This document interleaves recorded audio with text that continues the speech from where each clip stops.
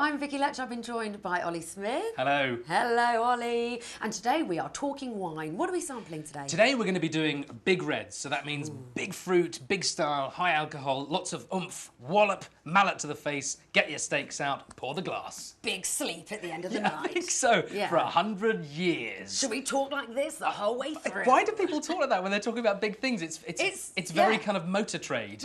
Look at this, look at the gearbox. It's made from the eye socket of a bull elephant. It's all...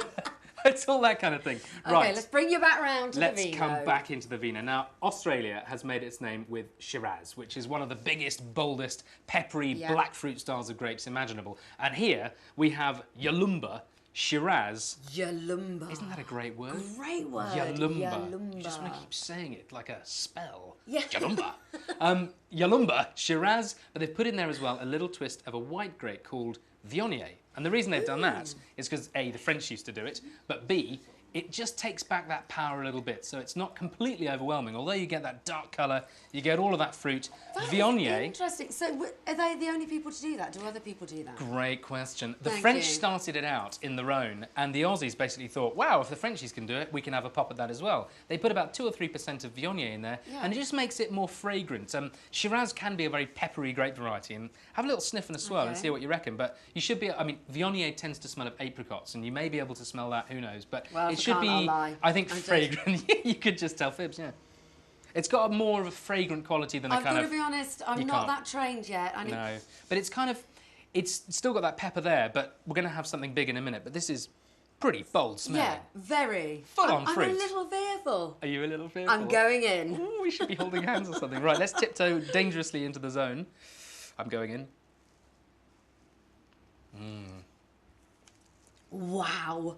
Wow. Seriously full-bodied. Full-bodied. When we say full-bodied, are we just going back to what is actually in the wine the whole time when we say that? Absolutely. They basically put more tannin into it. They've got more structure into it. And the tannin is the stuff that comes from the skins of the grapes, from the pips, from the stalks. And that makes all of that chunky texture. And when we talk about body, where a heavy body would be like olive oil, a light body would be like a glass of water. So it's just how massive it is, literally how dense it is. And this is a cracking example of wine. Very satisfying once you've had it. Unbelievable. I feel quite satisfied. Do you? I'm like happy you've had to a sort end of steak now. sandwich. Let's do that. No! Also, the flavours last as well, and that's a great indication of quality in a wine. How long they last after you've sipped the wine, always look for that, and that, absolutely, that'll carry on for goodness knows how long. The next wine we've got here is an Amarone, from Villa Borghetti in Italy. Now, people think that the big style of red wine is all about Australia. They couldn't be wronger. Is that a word, wronger? It couldn't be more incorrect. It couldn't be more Works incorrect. better, I think. Thank you very much for that. But who am I to judge? Who are you to judge? This is mainly made from the Corvina grape. But what they do here, it's even more alcohol. The last one was 14.5. This is a whopping 15%. Are you mad? I've gone completely loco. It comes from northern Italy, and the reason this one gets so rich is because they actually sun-dry the grapes. So it gets a much more intense flavour, and it looks lighter to me. it does look a bit more light, but wait till you taste it. Okay. The reason it looks a little lighter as well is this one's a little older. If you have a look at the first one, it's got quite a sort of purpley tone to it. This one's a bit more garnet, so it's got a bit of age, so it's starting to do its development thing. A bit more garnet. A bit more garnet's the colour, yeah. That's my birthstone. Is it really? Oh, yes. Well, let's see if this tickles your birthstone. Nice sort of cherry aroma. It's quite rich.